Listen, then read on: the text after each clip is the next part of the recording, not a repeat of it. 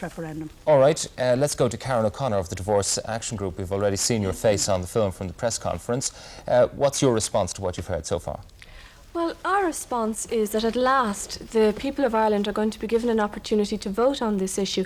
And I have no doubt at all in my mind but that the women of Ireland in particular are going to vote in favour of this referendum. In the Divorce Action Group office, we have continually women calling into the office trying to find out what is their legal position, women who've been deserted, women whose husbands have gone abroad and received foreign divorces, women who, as I'm sure you're aware, women don't take on their husband's domicile, so a woman can be deserted by her husband, he can go elsewhere and take on another domicile and divorce her. This is happening already in Ireland, and our response is that it's about time this should be put to the public, and I am quite sure that the women of Ireland in particular will vote in favour of this referendum. You've heard what Bishop Cassidy said in the interview with John earlier tonight, that they would be, from the pulpit, advising, teaching people. How do you feel about campaigning against that kind of opposition? Well, we feel that a lot of our work has already been done in view of the fact that 77% of those polled in the most recent poll said they would favour the introduction of divorce in certain circumstances. Do you believe that that will hold up in the face of a fairly strong campaign against it? I certainly do, particularly given the type of a referendum it is going to be, and given the fact that the 5-year clause is going to be introduced to the Constitution, which will alleviate worries which I think a lot of people had, that to introduce divorce would lead to quickie divorce, the slippery slope. To put a 5-year clause in the Constitution, which is not the case in places like California, which is not the case in Britain, it'll be the case in Ireland, that it will actually be built into the Constitution, is a very favourable step. Right, can I go to the back row again now and to Joe McCarroll, ethics lecturer at Clonliffe College in Dublin. What is your reservation about this proposal? The main reservation I have about the proposal is that it violates and abolishes 2 natural rights of married people. The first is the natural right to marry. We have a natural right to marry, and the marriage is lifelong, so we have a natural right to a whole marriage and not a slice of a marriage. And secondly, we have a natural right to legal protection for marriage. And this referendum, if it were passed, this amendment would abolish that right.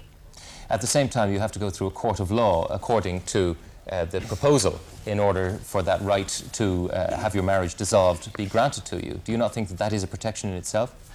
The problem is that once the amendment is passed, the situation is changed regarding the actual legal meaning of marriage in the society. At the moment, a marriage is a lifelong commitment, and the Taoiseach mentioned if one member of the marriage said the marriage was over, then it was over. So in other words, that's what Bishop Cassidy referred to as unilateral repudiation. In other words, it's over if one person says it's over. So there isn't any Doesn't that happen, though? Doesn't that happen all the time with deserted wives, or deserted husbands, indeed? That is known to happen as well. Indeed, it does, but the point is that if you give it the legal stamp of approval, then not only will it happen, but it will be seen to be sanctioned and approved by the society, and therefore will happen more often. What is your belief should happen with families which are in trauma because of disagreements or alcoholism or gambling, which have been mentioned earlier? Should they stick together, or should they simply live apart and remain legally and, in the eyes of the church, married? Well, I'd like to ask me that. I think that underlying this whole amendment is a rather out-of-date understanding of what causes marital breakdown. Marital breakdown is caused, according to the psychiatrists and the marriage counsellors, in the vast majority of cases by serious emotional disorders on the part of one or both the spouses predating the marriage. Now, if that's the case, then there are 2 possibilities. Either the emotional disorders are curable, in which case they should be cured, or they're not, in which case it would be insanity to give the person a legal right to have another go. What about things like alcoholism? Well, that's what I mean. Alcoholism would be a serious problem. But it is not curable. It is treatable, but not curable. Abstention or abstinence is the only cure, they say, and that's not a cure. Yeah, well, if you get in Tom Ryan's statement, he talked about how women don't want to hear about their alcoholic husbands anymore. Well, if you take that as an example, what is a marriage? I mean, a marriage is a choice by one person of another person as infinitely precious. Now, what this amendment will do is introduce, I mean, the first clause in it about marriage failure, what it basically is introduce the idea of a throwaway spouse. That once the problem comes up, you just throw away the spouse or you throw away the children. The person is no longer infinitely precious.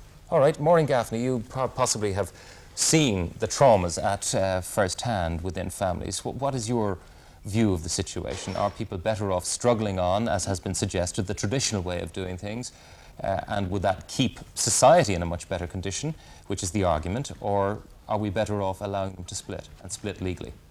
Well, I think first of all I'd like to rebut the idea that it's established in the psychological literature that only the mad and the bad have marital breakdown. I think that's nonsense. There's absolutely no empirical evidence for that.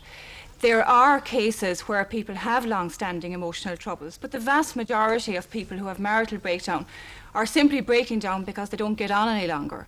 And the second point I'd like to make is that perhaps because let's go back to that just for a moment. Maybe they're not trying hard enough because they see it. No, well, that's out. the point I wanted to make, is that because of my position, I suppose, I'm privy to people's, I suppose, deeper thoughts and the whole natural history of their marriage.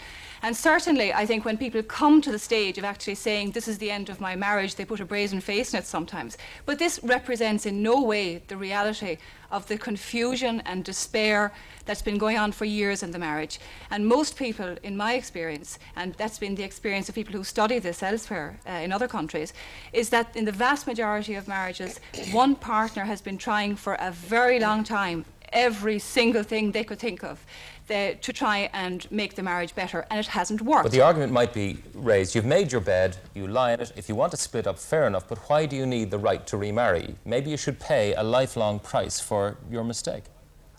Well, yes, that's one point of view. I suppose my answer to that would be that if people are concerned about the long-term welfare of people in broken marriage, children, then the evidence, the empirical evidence, seems to suggest that the possibility, at least, of actually making a happy relationship with somebody else improves people's psychological functioning. It gives them some chance to become independent and not a burden on others and on the state. And certainly from the point of view of children, it's important that the people who care for them and the people in whose hands their entire life lies, that is their parents, should both be jointly responsible for them and should both have a good a chance to live proper lives. But can I say as well that again in the vast majority of marriages it is merely a popular stereotype that marriages break down because there's some available floozy who's going to run away with somebody's husband. It's not just in England, but in America, between 75% and 80% of all divorces are initiated by women. And this isn't because women have been already left by their husbands. Okay. There's no basis for that. Okay, Maureen.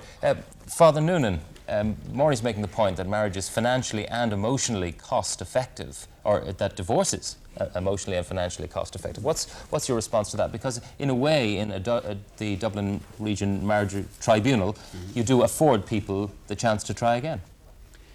Well, what we do in the Marriage Tribunal is we look at whether there is a marriage there in the first place, which is a totally distinct question from the question of divorce, so we've got to get back to the question of divorce, which we're talking about tonight.